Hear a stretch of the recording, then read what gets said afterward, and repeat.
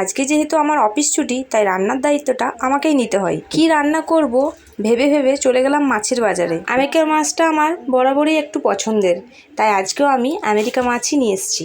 মাছের মধ্যে এই যে জিনিসটা দেখতে পাচ্ছ, এটা ডিম। এটা ভাজা খেতে খুব ভালো লাগে। পুরো মাছটাই নিয়েছি, সেহেতু মাথা লেজা সবটাই আছে। আছে একটা বড় সাইজের মাছের তেল। তো এটাও আমি রেসিপি বানাবো, এটা তোমরা পরের ভিডিওতে দেখতে পাবে। তো মাছটা চলো আমি ধুয়ে নিই। আজকে আমি তোমাদেরকে শুধু মাছটাই রান্না করে দেখাবো। এখানে নিয়ে নিয়েছি ধনে, জিরে, গোলকি, কাঁচা লঙ্কা, শুকনো লঙ্কা, ভালো করে সিলে বেটে নেবো।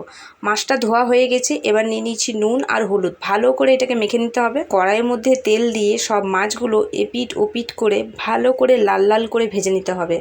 তোমাদের কার কার ভালো লাগে একদম খরা খরা টাইপের মাছ ভাজা খেতে? আমার তো একদম লাল লাল টাইপের মাছ ভাজা খেতে খুবই ভালো লাগে, ঠিক যেরকম তোমরা ভিডিওতে দেখতে পাচ্ছ।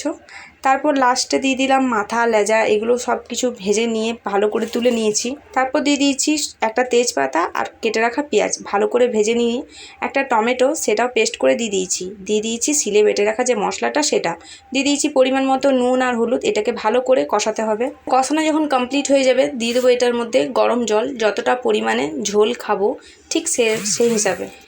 ঝোলটা ভালো করে ফুটে এলে এটার মধ্যে দিয়ে দেবো একটু গরম মশলা। দেখো ঝোলটা কত সুন্দর হয়েছে, তাই না? তেলটা পুরো উপরে ভেসে গেছে।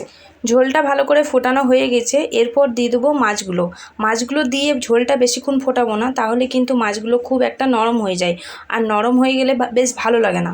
তাহলে চলো, আমার মাছ রান্না একদম রেডি। রেসিপিটা কেমন লাগলো অবশ্যই জানাবে। যদি ভিডিওটা ভালো লেগে থাকে একটা লাইক করে দেবে, চ্যানেলটাকে সাবস্ক্রাইব করে পাশে থাকবে। ভিডিওটা এই পর্যন্ত দেখার জন্য অনেক অনেক ধন্যবাদ।